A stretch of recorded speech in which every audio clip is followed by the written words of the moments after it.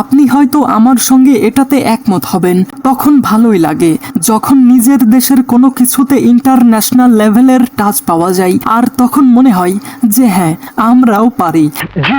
এই যে ঠিক যেমন আফরান নিশোর আপকামিং সিনেমা দমের ট্রেইলারে আমরা সেম জিনিসটাই দেখলাম। এটা বাংলাদেশি সিনেমা, বাট এখানে পুরো ইন্টারন্যাশনাল লেভেলের কোয়ালিটি দেখা যাচ্ছে। যাই হোক, আজাইরা কথা বললাম। তো মুক্তি পেয়েছে আফরান নিশোর আপকামিং সিনেমা দমের অফিসিয়াল ট্রেইলার। এই তো লেটেস্ট নিউজ।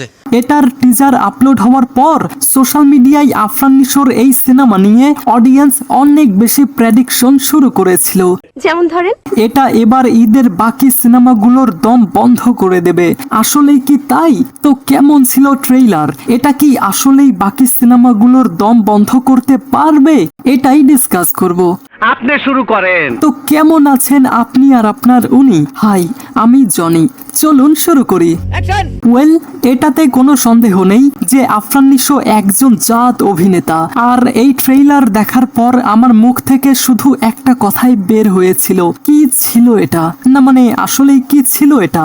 এত ভালো, এত বেটার, এত এঙ্গেজিং আর এত দামদার ট্রেইলার। আমি যদি এই ট্রেইলার সম্পর্কে এক লাইনে বলি তাহলে এটা অনেক প্রমিসিং ছিল। তা ঠিক। আর দমের কাহিনী কেমন হবে সেটা তো পুরোপুরি জানা যায় না, বাট হালকা ধারণা তো আমরা আগেই পেয়েছিলাম এবং ট্রেইলারের মাধ্যমে কিছুটা আন্দাজ পাওয়া যায়। তো স্টোরি লাইনে দেখানো হবে এমন একটা প্লট যে আফরান নিশো বাংলাদেশ থেকে মিডল ইস্টের কোনো কান্ট্রিতে যাবে। হতে পারে আফরান নিশো আফগানিস্তান অথবা কাজাকিস্তানে গিয়ে সেখানকার উগ্রবন্দীদের হাতে ধরা খাবে, অর্থাৎ সেখানকার লোকাল গ্যাং অথবা কি বলবো এটাকে, উগ্রবন্দী বলি, তাদের হাতে হয়তো ধরা খাবে। আর এদিকে বাংলাদেশের গভর্নমেন্টের হাতে হয়তো তাদের কোনো একজন আটক থাকবে যার নাম বাহারুদ্দিন। এরপর সেই সন্ত্রাসী গোষ্ঠী অথবা উগ্রবন্দীর লোকজন ভিডিও বার্তায় বাংলাদেশের গভর্নমেন্টের কাছে বলবে যদি 2 দিনের মধ্যে বাহারুদ্দিনকে রিলিজ না করা হয় তাহলে আমরা শাহজাহান ইসলাম নূরকে মেরে ফেলবো। আর এক পর্যায়ে হয়তো গভর্নমেন্টের লোকজন বলবে আমাদেরকে একটু সময় দাও।